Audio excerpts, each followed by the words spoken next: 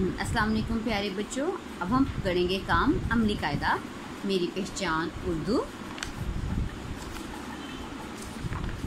Nursery के तमाम बच्चे पेंसिल से वाकिफ़ होंगे, इसलिए हम फिर भी एक दफ़ा दोहराई के तौर पर लिखने की तैयारी करेंगे।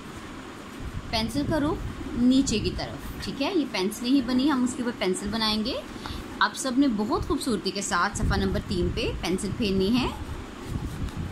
मुझे फोकस करने दें। ये देखिए, यहाँ से आप स्टार्ट करेंगे बेटा, बिल्कुल ऊपर ऊपर स्ट्रेट, आहिस्ता आहिस्ता से आप लेकर आएंगे।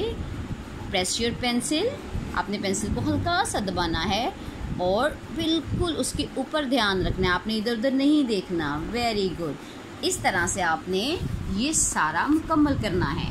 नीचे है नुक्ते लगाइए। अब आपने इधर लगाने हैं नुक्ते। जैसे ये नुक्ता यहाँ लगा है, आप इसके बराबर ही प्यारा सा नुक्ता लगाएं, गोल बनाएं और उसको हल्का सा गोल कर लें। उसके बराबर बनाइएगा। जैसे आपकी दोनों आँखें बराबर हैं, आप इसको भी बराबर करें। छोटा लग रहा है, आप इसको थोड़ा सा और बड़ा कर लें। इस तरह से आपने नुक्ता बनाना है। अभी भी थोड़ी सी आँख छोटी है। ये अब आप इसने इसको बना दिया बड़ा।